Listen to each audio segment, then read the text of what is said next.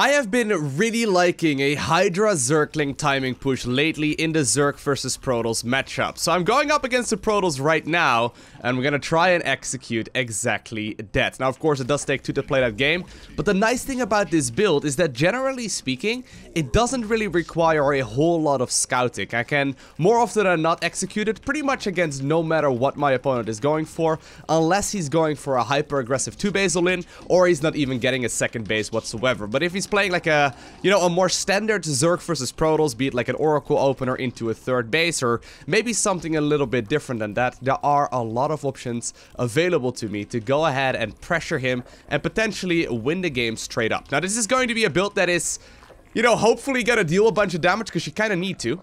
Looks like I will actually be forced to watch my third base here right from the get-go, which is a little bit annoying, because the probe is already hanging out over here. Not that big of a deal, but if I can get this one up, you know what? I'll pick that one instead. Let's go for the gas geyser as a follow-up, and shortly I'll also be building myself that spawning pool. So the idea behind this build is that we win the game off of about 51 drones. I'm going to try and build about 51 drones, and then we're going to be transitioning towards a lot of Hydralisks while pushing across the map once their upgrade finishes, which of course adds both ranged as well as speed, which is one of the reasons why this push is so very strong. I've seen a couple of Protoss players opening up with quick Colossus lately, which has been like a bit of a counter to it as well. But even against that, you should still be able to kill your opponent's third base, of course, depending on what map you're playing on. Abyssal Reef, for example, generally speaking, a bit of a tricky map to push into your opponent's third base. But on this one, I mean, usually they take it right over here. It's wide open. You can push in there very easily and threaten run-bys towards the natural expansion as well. Let's do a little bit of a peek around, see if my opponent is going for anything cheeky, because that probe is still hanging out. I don't think he's gonna go for a counter rush, but, better be safe than sorry. Nothing too weird here so far.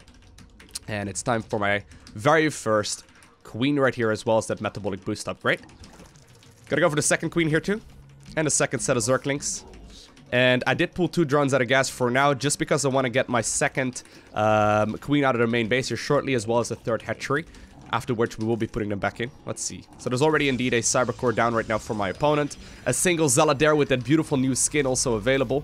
Apparently he's actually misplaced that, so he's going to cancel that. But for now, we should be in a good spot. Let's queue up that next queen.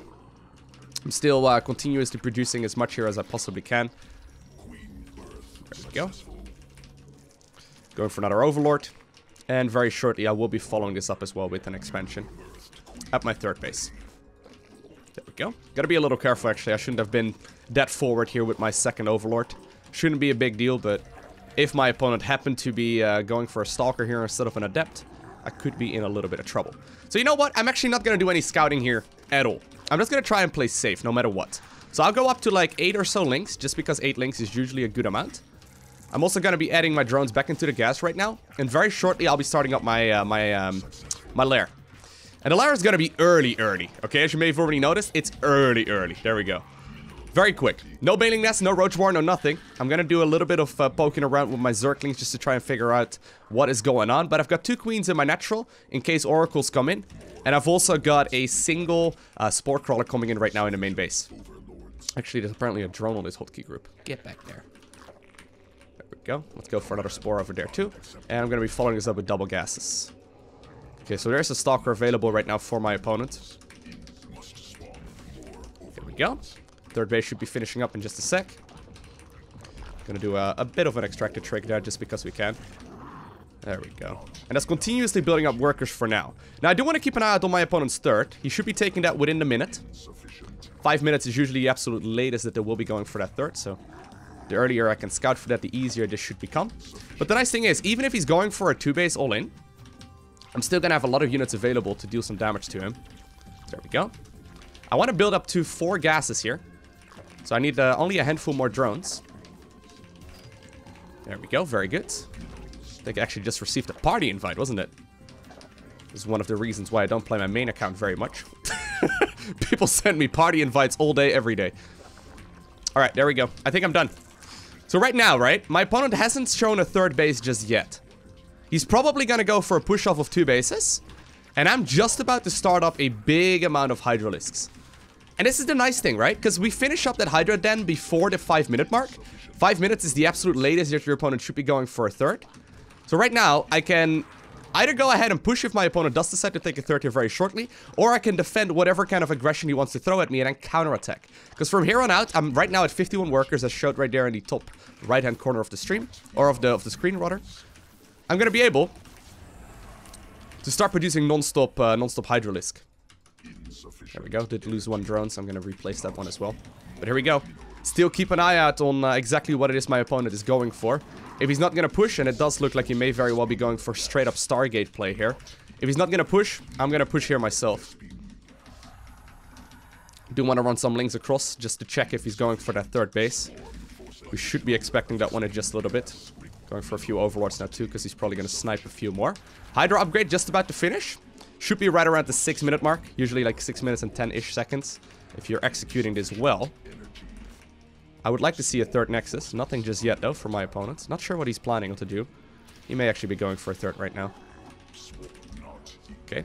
Continuing onwards with this pressure. I don't really want to move until I know for a fact that my opponent's got that third Nexus, okay? So I denied that probe there for a little bit, but I kind of do want him to take it. It sounds a little bit counterintuitive. I mean, shield batteries are pretty good. Alright, he doesn't seem to do a whole lot considering he's sentries, or there's sentries right now as well. I'm gonna make a push for it. I'm gonna follow this up as well with a gold base. And I'm also gonna be getting myself a lurker den with my next 150 gas. We're gonna move across the map. I got an awful lot of units, by the way. I got a lot of stuff. Let's confirm if there's a third Nexus down. There is.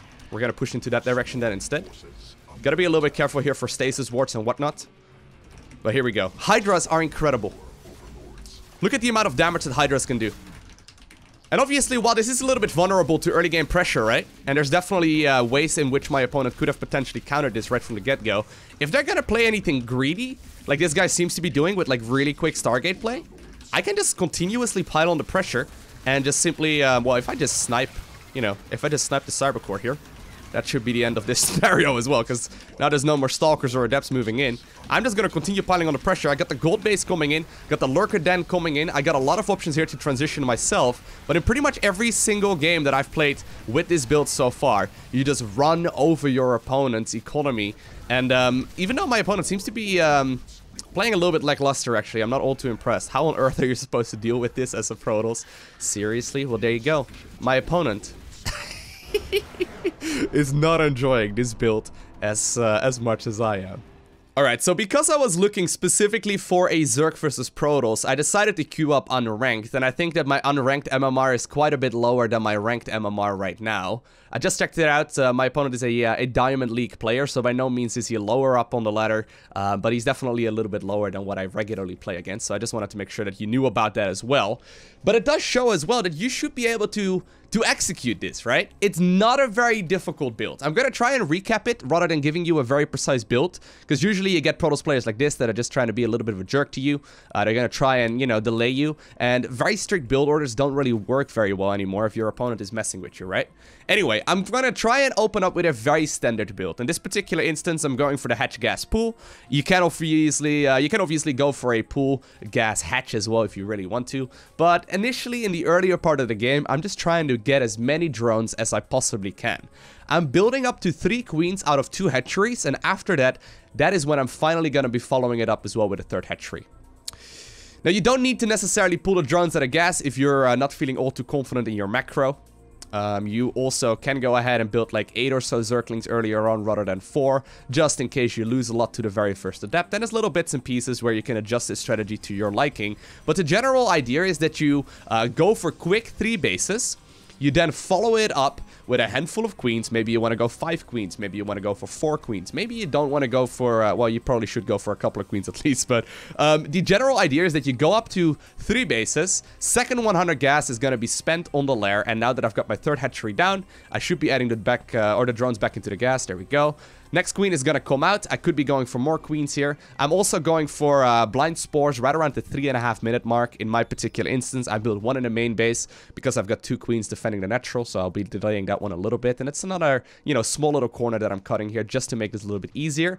But I start up the lair. I start up 2 more gases shortly afterwards. I'm droning up until 51, trying to keep track here of what my opponent is doing. And the only thing that right now would stop me from droning is if I see my opponent making a big move across the map, because I am expecting that third base, right? I'm expecting that third base to come out as early as possible. Usually Protoss will be taking it right around the 5-minute mark at the very latest. Obviously, there are some builds out that will make this, you know, so that they will take it a little bit earlier, but it kind of depends on what they are doing.